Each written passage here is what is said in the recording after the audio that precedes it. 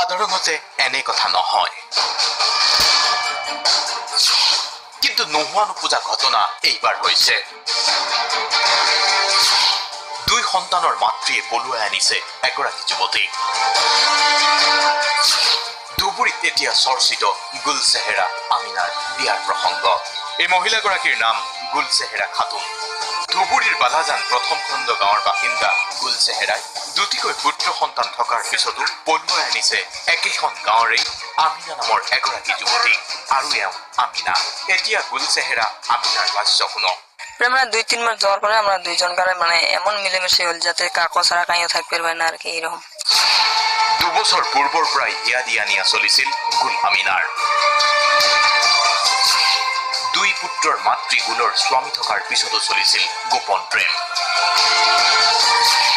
আৰু 2 বছৰ জোৰা প্ৰেমৰ পৰিণতি গুলে পলুৱালে আমিনা। এতিয়া ইগৰাকীয়ে আনগৰাকী এৰিব নোৱাৰে। তাৰমানে এমন কৰিলং, এমন মায়াত পৰিলং যে কাকো ছাড়া কাইও থাকতে পারবে না।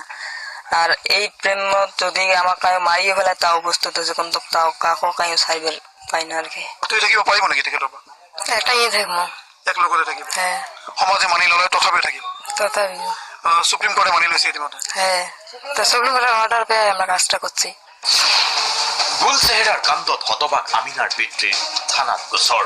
দুটিকৈ পুত্ৰ সন্তানৰ মাতৃয়ে কেনেকৈ পলুৱাই নিব পাৰে এগৰাকী যুৱতীক। আমিনাৰ পিতৃৰ গোচৰৰ ভিত্তিতে দুয়োকে থানালৈ লৈ যোৱা হৈছিল ঠিকেই। পিছে থানাত দুয়োগৰাকীয়ে দেখুৱালে বৈধভাৱে স্বামী স্ত্ৰী এতিয়া তেওঁলোক। কাৰণ আদালতত সম্পন্ন হৈছে দুয়োৰে বিয়া। চুক্তিপত্ৰত স্বাক্ষৰো কৰিছে গুল আমিনাই। মোর ইচ্ছে মই গেছং আর কি। মোর নিজ ইচ্ছে মই গেছং। এটা কোনো কিডন্যাপ নয়। আমার প্রশ্ন কোনো নাই যে আমরা এরকম করিয়ে সারা জিন্দগি থাকবো। আমার কোনো বিয়ে কাইও বসবে নাই আর কি। দুজনের কারণে হ্যাঁ, দুজন দুইজনের সাথেই থাকবো। গুল আমিনা এতিয়া স্বামী স্ত্ৰীৰ দৰে বালাজান প্ৰথম খণ্ডৰ এইখন ঘৰতেই বসবাস কৰিছে। হতবাক পিতৃ কান্দোনত ভাগি পৰিছে।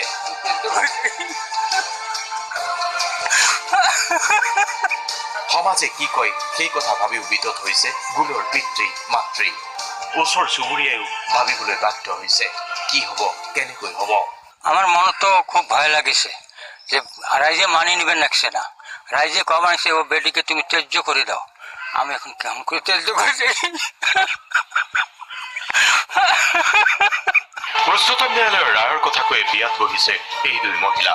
গতিকে আইনমতেই স্বামী স্ত্ৰী বুলি দাবী কৰি গুল আমিনাই এতিয়া এনেকৈয়ে সংসাৰ আগবঢ়াই নিয়াৰ সংকল্প লৈছে। তাৰ মাজত অৱশ্যে সমাজৰ ভয়ৰ কথা নোহোৱা নহয়।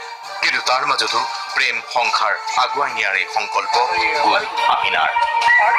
কেমেৰা পাৰ্চন সন্তোষ ৰয়ৰ সৈতে ধুবুৰীৰ পৰা ৰাজীৱ শৰ্মা, DY 365।